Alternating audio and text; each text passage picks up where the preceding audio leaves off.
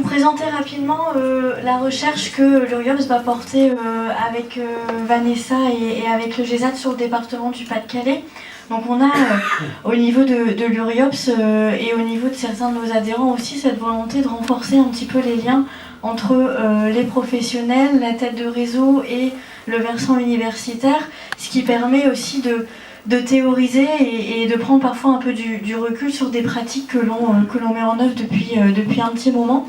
Donc comme vous le voyez, Vanessa a longuement travaillé sur cette question de construction des liens enfants-parents.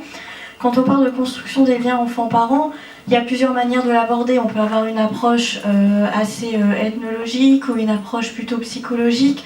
Certains d'entre vous connaissent tout ce qui a trait à la théorie de l'attachement. Là, on est notamment sur une autre approche et sur un autre versant qui est sociologique et qui du coup a vraiment une entrée et la volonté de prendre en compte l'environnement de l'enfant et le contexte dans lequel il grandit. Vous avez pu en avoir quelques exemples dans l'intervention d'aujourd'hui. Donc la volonté que l'on a, c'est de poursuivre le travail sur cette thématique avec Vanessa et avec le GESAD.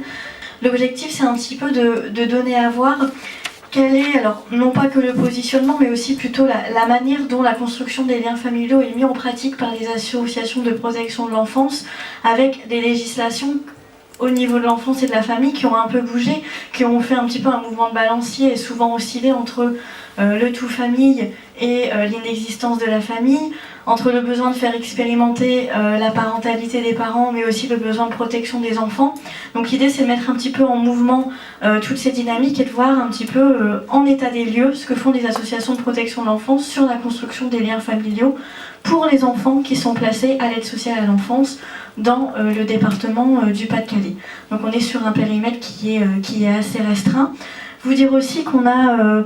Comme Vanessa a pu laisser entendre, il y a aussi énormément de dispositifs, ou en tout cas de modalités d'accompagnement des enfants en protection de l'enfance, les assistants familiaux, les centres maternels, l'AEMO, la maison d'enfants.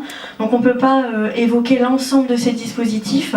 On a décidé de se centrer plutôt sur deux dispositifs clés. Le premier, c'est de travailler sur la manière dont sont construits les liens familiaux en maison d'enfants. Et le deuxième, c'est de réfléchir à comment sont travaillés les liens familiaux dans le DMA des DARF, dispositif d'accompagnement à domicile et dispositif d'accompagnement au retour en famille. Donc un volet plutôt prise en charge collective et un volet plutôt accompagnement au domicile des enfants. La manière dont ça va se passer, on va être sur un calendrier assez similaire à celui de l'étude que l'on a porté l'an dernier. Un long premier semestre où on va plutôt... mettre en mouvement cette étude, faire un petit peu un état des lieux et mettre en lumière d'éventuelles préconisations sur la manière dont cela est pensé.